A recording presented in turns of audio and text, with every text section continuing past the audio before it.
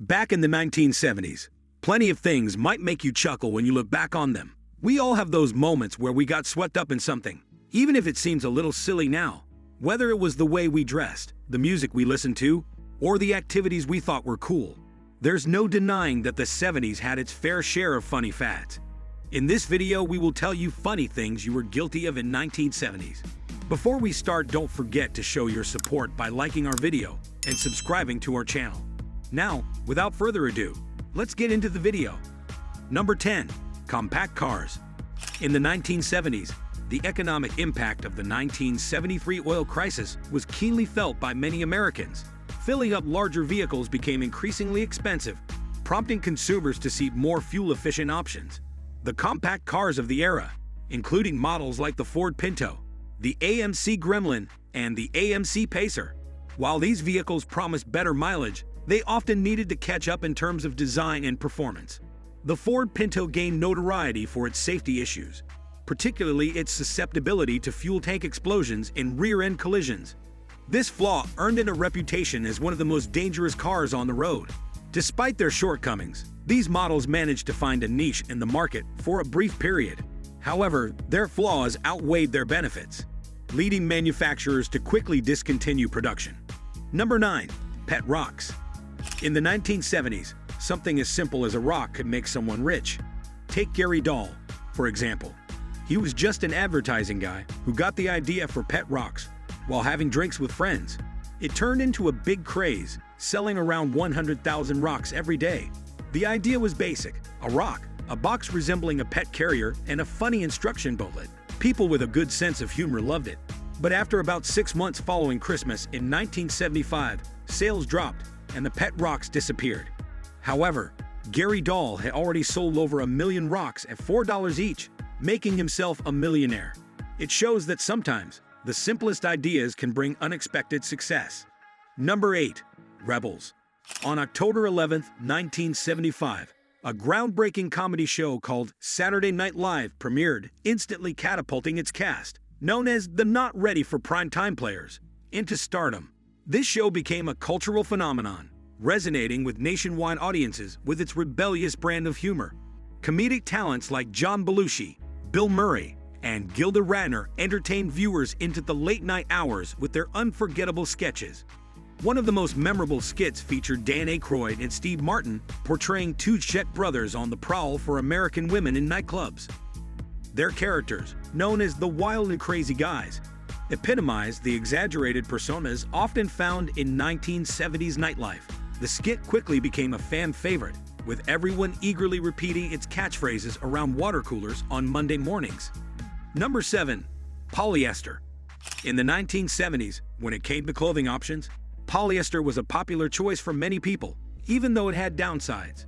This synthetic fabric allowed disco fans to rock leisure suits or safari jackets in various colors and patterns.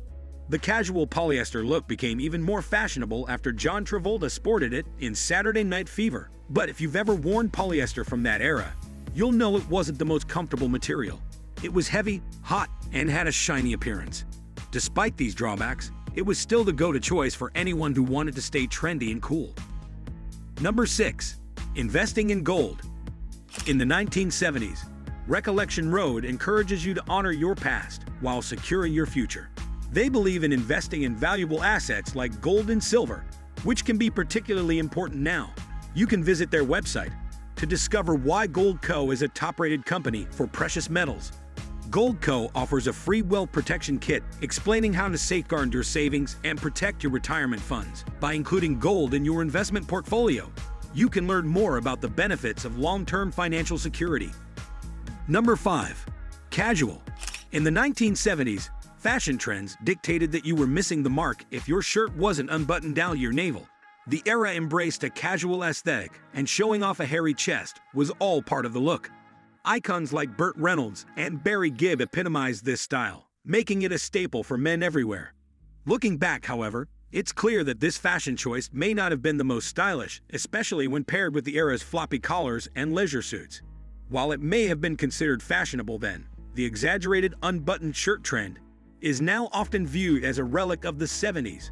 But despite its questionable appeal in hindsight, There's no denying that it was a defining characteristic of the era's fashion landscape. Number 4. Mood rings. Back in the day, Croft mood rings were all the rage. These rings supposedly contained special liquid crystals whose molecular structure changed with temperature. The idea was that you could tell someone's mood just by looking at the color of their ring. This got teenagers, especially girls, scrambling to get their hands on them. Most of the time, these rings appeared in a neutral green color.